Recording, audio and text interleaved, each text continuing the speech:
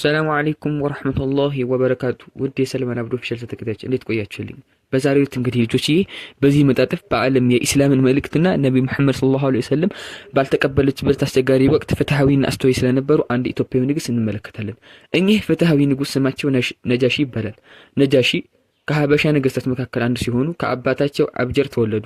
ነጃሺ የሚለው ስያሜ የማዕረግ ስያሜ ነው። በድሮ ዘመን እያንዳንዱ የሀገሪቱ መሪ የመሪነቱን ወይም የንግስናው ማዕረግ የሚገልጽበት መጠሪያ ነው። ነጃሺ እያልን በተለምዶ የምንጠራቸው ንጉስ ትክክለኛ ስማቸው አስሐመ ቢን አብጀር ይባላል። ስለዚህ ሙሉ ስማቸው ሲጠራ ነጃሺ አስሐመ ቢን አብጀር ይሆናል። ትርጉሙ የሚሰጥ ማለት ነው። የአስሐመ አባት አብጀር የሀበሻ ንጉስ ነበሩ። ነጃሺ አስሐመ ንጉስ ብቸኛ ልጅ ነበሩ። ልጆቹ ብቸኛ ልጅ ማለት ወንድምም እህትም የሌለው ማለት ነው። ብቸኝነቱን ያወቁ የአብጀር ጠላቶች ሊገሉት አሰቡ። ቀጥሎም ነጃሺን ለመግደል ሐሳብ አቀረቡ። አያችሁ ልጆች፣ በደለኞች ምን አይነት ተግባር እንደሚፈጽሙ፣ ያለ አግባብ የሰውን ልጅ ህይወት እንደሚያጠፉ። የሚገርመው ደግሞ ንጉሱ አብጀርን ገድለው በምትኩ 12 ልጆች ያለውን የንጉስ ወንድም ለመተካት መስማማታቸው ነው። በስምምነታቸው መሰረት የነጃሺን አባት አብጀርን ገድለው የንጉሱን ወንድም ስልጣን ላይ አወጡት። ነጃሺ በአጎቱ ስራ ማድረግ ጀመረ። ነጃሺ እድሜው ከፍ እያለ ሲመጣ ብልህነቱና አስተዋይነቱ መታየትና መጉላት ጀመረ። በዚህም ባህሪው አጎቱ የተለየ እንክብካቤና ፍቅር ይሰጠው ነበር። አጎቱ ዘንድ ያለውን ቦታ ያዩት የአባቱ ገዳዮች ወደፊት ይበቀለናል የሚል ስጋት አደረባቸው። ይህንንም ስጋታቸውን ለንጉስ ገለጹለት። ከዚህም አልፎ ለንጉሱ የሚገርም ሐሳብ አቀረቡለት። ሐሳቡን ምን መሰላችሁ ልጆች? ሐሳቡን ሳልነግራችሁ በፊት ግን አንድ የረሱልን ሰለላሁ ዐለይሂ ወሰለም ታሪክ ልጠይቃችሁ። ረሱላችን ሰለላሁ ዐለይሂ ወሰለም መጀመሪያ ዳዕዋ ማድረግ ሲጀምሩ የገጠማቸውን በደል ታስታውሳላችሁ አይደል? እስኪ ጥቂቶችን ጥቀሱ። አዎ አሁን የጠቀሳቻችሁና ሌሎች ብዙ መከራዎች አሳልፈዋል። ሙሽሪኮች የረሱልን አስተምሮት ማስቆም ስላልቻሉ ለአጎታቸው አቡ ጣሊብ በረሱል ምትክ መልከ መልካምና ተወዳጅ ወጣት ሊሰጧቸውና ረሱልን ደግሞ ሊገድላቸው እንዳሰቡ ነገራቸው።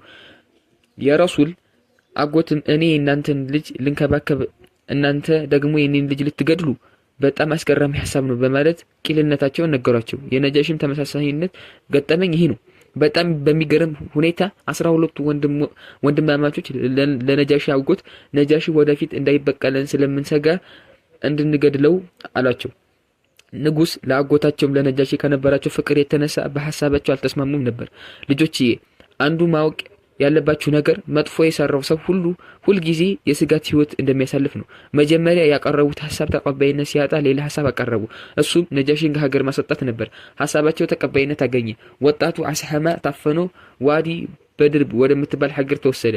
እዚያ ለሚኖር አንድ አረብ ነጋዴ በ600 ዲርሃም ተሸጠ። በእንክብካቤና በፍቅር ይኖር የነበረው አስሐማ በበደለኞች ምክንያት ከሀገሩ ወጥቶ ለሌላ ሰው በባርነት ተሸጠ። ገመልና ፍየል ጠባቂም ሆኖ መኖር ጀመረ። የነጃሺ አጎትም ነጃሺን ይወዳቸው ስለነበር ካጠገባቸው በመራቁ በጣም አዘኑ። ግን ምን ያደርጋል፣ እዝነትም ጥንቃቄ መኖር የነበረበት መጀመሪያ ነበር አይደል እንዴ? ልጆችዬ ያው በአላህ ውሳኔ አይቀርምና የነጃሺ አጎት በድንገት መብረቅ ወርዶ መታቸው፣ ህይወታቸው አለፈ። እርሳቸው ከሞቱ በኋላም 12 ልጆቻቸው ተራ በተራ እየተተካኩ ንጉስ ሆኑ። ነገር ግን እነዚህ የንጉስ ልጆች ንግስናውን የያዙት በቤተሰብ በኩል ልክ እንደ ሀብት እየተራረሱ እንጂ በእውቀትና አላህን ፈርተው በፍትህ ለመስተዳደር ስላልነበር ሀገሪቷ ለውድቀት ተዳረገች። ምክንያቱም ልጆች ፍትሃዊና ተወዳጅ መሪ ለመሆን መልካም ባህሪ፣ እውቀትና አላህን መፍራት በጣም አስፈላጊ ነገሮች ናቸው። ልጆች አንድ ጥያቄ ልጠይቃችሁ። አንድ የመስጂድ ኢማም እንዴት እንደሚመረጥ ታውቃላችሁ? ዛሬ እኔ ልንገራችሁ፣ በቀጣይ እናንተም ታስተምራላችሁ። ኢማም ሲመረጥ ስነ ምግባሩ፣ እውቀቱ፣ ንጽህና አጠባበቁ እንዲሁም እንቅስቃሴ ሁሉ ይታያል። እውቀት ስንል ጠቅላላ እውቀት ቢሆንም በዋናነት ስለ ኢስላም ያለው ጥልቅ እውቀት፣ ለምሳሌ ቁርአን አቀራር እስከ ትርጉሙ፣ የፊቅህ እውቀት እስከ ተግባሩ፣ አላህን በጣም የሚፈራ ጥንቁቅ፣ እንዲሁም በመልካም ስነ ምግባሩ የተመሰከረለት እና ለሌሎች በጎ ጎኖች ለአንዱ የመስጂድ ኢማም መምረጥ እንደሚያስፈልግ እስልምና ያስተምራል። የሀገር መሪ ሲሆንስ ከእነዚህ መስፈርቶች ይጨመራል ወይስ ይበቃል? ይህንን አስተሳሰባችሁ ወይም ሌላ ሰው ጠይቃችሁ ጨምሩበት። ልጆችዬ ይቅርታ ታሪኩን አቋርጬ ወደ ሌላ ነገር ገባሁ አይደል? እናም ልጆቹ 12 ወንድማማቾች ያለ ምንም እውቀት ዝግጁ የያዙት መሪ ሀገሪቷን ከጊዜ ወደ ጊዜ ወደ ባስ ውድቀት መራት። ሀገሪቷም የቀድሞ ታሪኳን የሚያስመልስላት ጀግና አጣች። ታዲያ ይህንን ሊያስመልስ የሚችል ለንግስና ተገቢ የሆነ ሰው ነጃሺ ብቻ ሆኖ ተገኘ። በጣም ይገርማል አይደል ልጆች? ሁሌም ጥሩና አስተዋይ መሆን ከቻልን በዳዮች ምንም ቢሰሩ አንድ ቀን እውነት ትወጣና ትክክለኛ ማንነታችን ግልጽ ይሆናል። ያኔ መጀመሪያ የበደሉን ሰዎች ሳይቀሩ በቁጭት እሷን ይቅርታ ጠይቅ እናመጣቸው ይላሉ። ታዲያ ልጆች ወንድማማቾቹ ነጃሺን ፈልጎ የሚያመጣ ቡድን አቋቋሙና ነጃሺ ወዳለበት ቦታ ላኩ። ቡድኑም ነጃሺን ካለበት ቦታ አፈላልጎ በማምጣት ንጉሱ አድርገው ዙፋኑን አስረከቡለት። ነጃሺ አስሐማም ዙፋኑን ከተረከበ በኋላ ሀገሪቱን አደራጅቶ በመገንባት ሀገራችንን አጥታው የነበረውን ክብሯን መለሰላት። ብልህነቱና ፍትሃዊነቱ በሰዎች ዘንድ ተወዳጅነት አደረገው። ጎረቤት ሀገራትም ነጃሺን በነበረው ብልህ አመራር ምክንያት ያከብሩት ጀመር። በሀገሪቱም ፍትሃዊ አስተዳደር ነገሰ። የአስሐማ የብልህነትና የፍትሃዊ ዝና ለሌሎች ሀገራት ተሰማ። የሌላ ሀገር ሰዎች ሁሉ ሀበሻ ሀገሪቱ ላይ ፍትሃዊ መሪ አለ፣ ብታዩት ጎበዝና ብልህ መሪ ነው እየተባባሉ ማውራት ጀመሩ። በዚህ ተመሳሳይ ጊዜ ነበር የመካ ቁረይሾች በነብዩ ሰለላሁ ዐለይሂ ወሰለምና በተከታዮቻቸው ላይ ከባድ በደል ማድረስ የጀመሩት። ጣዖታትን ከማምለክ አላህን ብቻ ወደ ማምለክ፣ ከመጥፎ ባህሪ ወደ በጎ ስነ ምግባር፣ የሰው ባሪያ ከመሆን የአምላክ ባሪያ ወደ መሆን የሚጠራውን እንደ ስሙ ሰላም የሆነውን ኢስላምን ከመቀበል ይልቅ የነበራቸውን ስልጣን ጉልበት በመጠቀም የሰለሙትን ሰዎች ማሰቃየት ጀመሩ። የጀመሩት በደልና ቅጣት ሰብአዊነት የማይታይበት የእህልና የቅና ስለነበር ሙስሊሞቹ የከፋ ችግር ውስጥ ወደቁ። በጣም የሚገርመው ግን ይህ ስቃይና እንግልት እንኳን በእምነታቸው ሊያርቃቸው ይቅርና ይልቁንም በእምነታቸው እንዲጸኑ አምላካቸው ያላቸው ታማኝነት እንዲጠነክር አደረገ። እኛ የምናመልከው ዓይን፣ አፍንጫ፣ ጆሮ፣ እጅ፣ እግር የሰጠን ስንታመም የሚያድነንን ስንጠራው የሚሰማንን አላህ ብቻ እንጂ ሰዎች ከድንጋይና ከጭቃ የሰሩትን ህይወት የሌለው ጣዖትን አይደለም ይሉ ነበር። ልጆች ጣዖት ምን እንደሆነ ገብቷችኋል አይደል? የነብዩ መሐመድ ሰለላሁ ዐለይሂ ወሰለም ተከታዮች እስልምናን አንተውም ስላሉ ብቻ በጅራፍና በዱላ ተደበደቡ። ይህ ሁሉ ስቃይ ቢደርስባቸውም ግን በእምነታቸው ጽኑ ነበሩ። በዚህም ጊዜ ቁረይሾች ሙሽሪኮች ወይም ጣዖታት አምላኪዎች በእልህ ይበልጥ ሷሃባዎችን አሰቃያቸው። ረሱል ሰለላሁ ዐለይሂ ወሰለም ተከታዮቻቸውን ከስቃይ ማዳን ስላልቻሉ ወደ ሀበሻ እንዲሰደዱ መከራቸው። እንዲህ በማለትም ሀበሻና ተከታዮቻቸው አስታወቁ። ሀበሻ የእውነት ሀገር ናት። ንጉስ መልካም ሰው ነው። እርሱ ዘንድ ማንም አይበድልም። የአላህ ፍቃድ ሆኖ መጠለያ እስከምናገኝ ድረስ ወደዚህ ፍትሃዊ ንጉስ ሂዱ በማለት መከሯቸው። ነጃሺም ፍትሃዊ መሪ መሆናቸው ረሱልም መሰከሩ። የኛ ሀገር ሀበሻም የእውነት ምድር መሆኗን አላህ ነብይ የሆኑትን ነብዩ መሐመድ ሰለላሁ ዐለይሂ ወሰለም መሰከሩ። ታድለን ልጆች፣ የእውነት ምድር ዜጎች ነን። አዎ ነጃሺ የኛ፣ ኢትዮጵያዊ የኛ። በዚህም መሰረት የነብያችን ትእዛዝ ተቀብለው በረጀብ ወር በ6515 ወደ ሀበሻ ስደት ጀመሩ። በዚህም የመጀመሪያ ስደት 12 ሆኖ ጉዞ ጀመሩ። ከነዚህም የረሱል ተከታዮች ከመካ ወጥተው ቀይ ባህርን በጀልባ ተሳፍረው ወደ ሀበሻ ገቡ። ልጆች በባህር ላይ በጀልባ ሲሄድ ኃይለኛ ውሃ ጥማት አለ። ምክንያቱም የባህር ውሃ ጨዋማ ስለሆነ አይጠጣም። ድንገት ደግሞ ማዕበል ከተነሳ ጀልባዋ ልትሰምጥ ትችላለች። እና ሷሃቦች ወደ እኛ ሀገር የመጡትን ይህን ሁሉ መከራ ችለው ነው። ሀበሻን ከደረሱ በኋላ ኑሯቸውን እዚያ ያደረጉ። የሻዕባንን የረመዳንን ወር ሀበሻ ውስጥም በሰላም አሳለፉ። ሀበሻ በምድር ላይ ለ3 ወራት ከቆዩ በኋላ ግን ቁረይሾች ከነብይ ጋር ስምምነት ፈጥሯል የሚል የተሳሳተ መረጃ ደረሳቸው። አሉባልታ ነበር። አሉባልታ ታውቃላችሁ? አሉባልታ ማለት ያለ ማስረጃ በመሰለኝና በውሸት የሚመራ ወሬ ማለት ነው። ልጆች ሷሃባዎች እውነት መስሏቸው በቃ እንግዲህ የመካ ሙሽሪኮች ከዚህ በኋላ አያሰቃዩንም በማለት ወደ መካ ለመመለስ ወሰኑ። በሸዋል ወርም ወደ መካ ለመመለስ ጉዞ ጀመሩ። መካ ሲደርሱ ግን መረጃው የተሳሳተ ሆኖ አገኙት። እንዲሁም ስቃይና መከራው ሙስሊሞች ላይ የበለጠ በርትቶባቸው አገኟቸው። ቁረይሾችም ሶሃባዎች ወደ መካ መመለሳቸውን ሰሙ። ዳግም ለስደት መንቀሳቀስ አስቸጋሪ ሆነባቸው። ሆኖም በታላቅ ጥንቃቄ በድጋሚ በ105 ሆነው በድብቅ ወደ ሀበሻ ተሰደዱ። ልጆች በመጀመሪያ ወደ ሀበሻ ሲመጡ ስንት ሆነው ነበር? እስኪ አስታውሱ። ሀገራቸው ላይ ሙሽሪኮች የከለከሏቸውን ነጻነት ሀበሻ ውስጥ አገኙት። ስደተኞች ባገኙት ሰላምና ነጻነት ቁረይሾች ተናደዱ። ሳንገላቸው ሳንደበድባቸው አመለጡን ብለው ተቆጩ። ልጆች የመካ ሙሽሪኮች በጣም በመነደጃቸው ስደተኞችን ለማስመለስ ወሰኑ። ስደተኞችንም እንዲመለስላቸው ወደ ሀበሻ በንግድ ምክንያት የመጡትን አብዱላህ ኢብኑ ረቢንና አምሮ ኢብኑል አስን ላኳቸው። ልኡካንም ንጉስ ጋር ከመቅረባቸው በፊት ጉዳያቸውን ለማስፈጸም ይጠቅሙናል ያላቸውን ቀሳውስት ስጦታ በመስጠት ማማለል ጀመሩ። ወደ ሀበሻ የሚመጡትንም ጉዳዮች አስረዳቸው። ነጃሺ ዘንድም እንዲያደርሷቸው ጠየቋቸው። በቀረበላቸውም ስጦታ የተማረኩት ቀሳውስት ጥያቄዎቻቸውን ተቀብለው ንጉስ ነጃሺ ዘንድ አቀረቧቸው። አምሮና አብደላህ ንጉስ ዘንድ ቀረቡ። እንዲህ ሲሉ ተናገሩ። ንጉስ ሆይ ትውልዳቸው ከኛ የሆኑት ሰዎች እኛም እናንተንም የማናውቀውን ሃይማኖት ፈጥረዋል። አሁን ደግሞ እዚህ እርስዎ ዘንድ ይገኛሉ። ስለሆነም በእርስዎ ትእዛዝ ወደ ሀገራቸውና ወደ ህዝባቸው እንዲመለሱ እንዲያደርጉ የቁረይሽ ጎሳ መሪዎች ወደ እርስዎ ልከናል በማለት ሐሳባቸውን አቀረቡ። ይህ ሐሳብ የቀረበው ቀሳውስቱ ባሉበት ነበርና ቀሳውስትም ልኡካኑ ባቀረቡት ሐሳብ እንዲስማሙ ለንጉስ ገለጹላቸው። ሐሳቡን በመድገም ወደ ህዝባቸውና ወደ ሀገራቸው መልሷቸው ሲሉ ተናገሩ። አያችሁ ልጆች፣ ገንዘብ የሚወድ ሰው ለሚያገኙት ጥቅም ብቻ ሲሉ ጉቦ የሰጣቸውን አካል ለማስደሰት ያለመኑበትን ነገር ምንም ሳያጣሩ ያደርጋሉ። በኋላ ግን ይዋረዳሉ። ሙሰኛ መሆን አላህ አይወድም፣ ሀገርንም ህዝብንም ይጎዳል። ሙሰኛ ሰው በጉቦ የተቀበለውን ገንዘብ ደስ ብሎት አይጠቀምም፣ በራስ መተማመን ይጎለዋል። ሆኖም ግን ነጃሺ ሐቀኛና ፍትሃዊ መሪ ስለነበሩ እንደዚህ ሲል ተናገሩ። ስደተኞችንም እኔ ዘንድ ቀርቦ ላናገራቸው አሉ። ሳላናገራቸውና ያለውን ነገር ሳልረዳ ምንም አይነት እርምጃ አልወስድም በማለት ቁርጥ ያለ ሐሳብ አቀረቡ። ስደተኞችን የሚያመጣ መልእክተኞችም ላኩባቸው። ስደተኞችንም ወሬው በደረሳቸው ሰዓት ምን ብለው መመለስ እንዳለባቸው ተወያዩ። ለማንኛውም ጥያቄ አላህ ቀጥሎም ነብዩ ከተናገሩ ውጭ ላለመመለስ ተስማሙ። ለጉዳያቸውም ጀግና ጃዕፈሩን ኢብኑ አቡ ጣሊብ መርጠው ወከሉ። ልጆች፣ ጃዕፈር ማለት የነብዩ ሰለላሁ ዐለይሂ ወሰለም ያጎታቸው ልጅ ነው።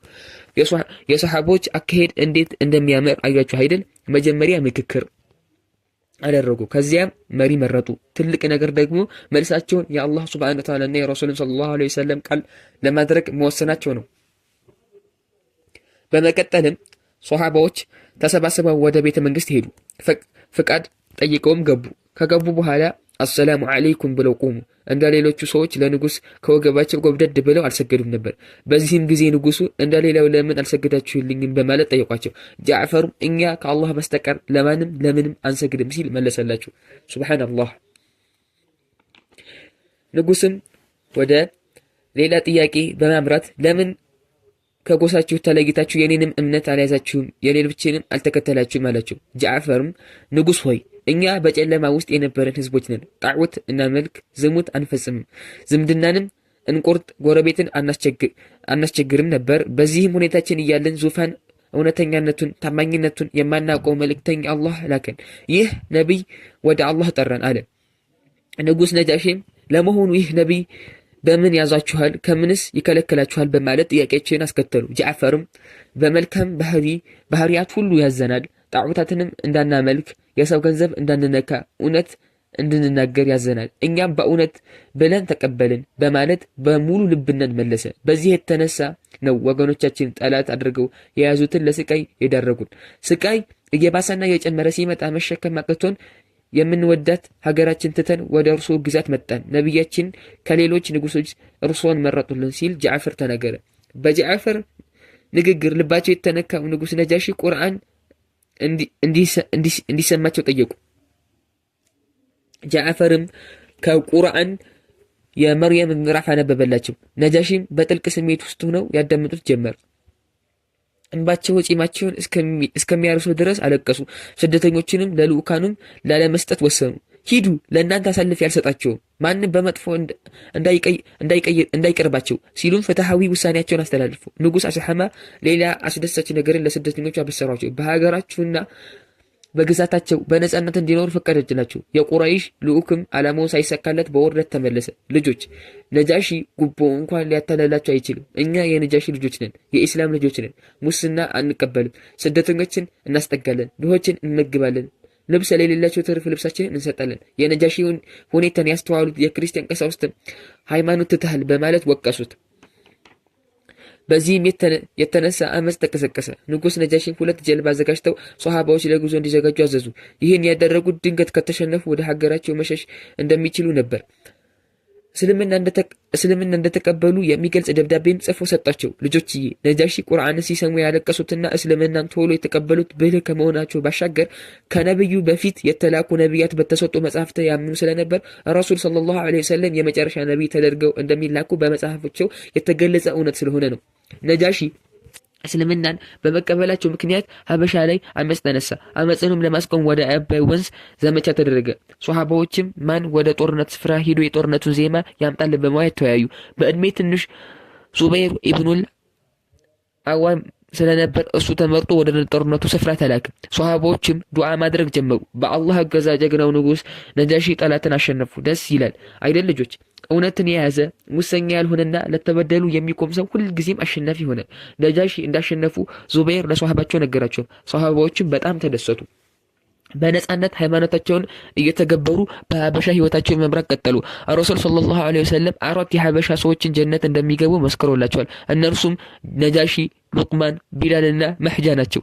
ነጃሺ ከራሳቸውም መስለም አልፈው ለሌሎች ሰዎችን አስልመዋል። ከነዚህ ውስጥም አምር ኢብኑል አስ ይገኙበታል። ነጃሺ ከአምር ኢብኑል አስ ጋር ቀድሞ ወዳጅ ነበሩ። እስልምና አላህ ዘንድ የተመረጠ ብቸኛ ሃይማኖት መሆኑን አስረድተው እስልምና እንዲቀበል አድርገውታል። ነጃሺና ነብዩላህ ሰለላሁ ዐለይሂ ወሰለም ስደተኞችን ወደ ሀበሻ ከመጡ በኋላ ግንኙነታቸው እየጠነከረ መጣ። የተለያዩ ስጦታዎችን መለዋወጥ ጀመሩ። እስልምናን ጉቦን በጣም እንዳወገዘ ሁሉ ስጦታ መለዋወጥን ደግሞ በጣም ያበረታታል። ረሱል ሰለላሁ ዐለይሂ ወሰለም እንዲህ ብሏል፣ ስጦታ ተለዋወጡ ትጓደዳላችሁ። ልጆች በሙስናና በስጦታ መካከል ያለውን ልዩነት ታውቃላችሁ አይደል? እስኪ ወላጆቻችሁን ጠይቁ። ረሱል ሰለላሁ ዐለይሂ ወሰለምና ንጉስ ነጃሺ ብዙ ነገሮችን በስጦታ መልክ ተለዋውጠዋል። ረሱል ለነጃሺ ካባ ያላቸው ሲሆን ካባ የላኩላቸው ሲሆን ነጃሺ ደግሞ ለነብዩ 2 ጥንድ ጥቁር ጫማዎች፣ ቀለበት፣ 3 በትሮች ካባ ልኮላቸዋል። በመጨረሻም በረጅብ ወር በ9ኛው ዓመት ሂጅራ እንደ አውሮፓውያን አቆጣጠር በ632 ታላቅ መሪ አስሐመ ከዚህ ዓለም በሞት ተለዩ። የአሟሟታቸውን ሁኔታ በተመለከተ 3 የተለያዩ ሐሳቦች አሉ። የመጀመሪያው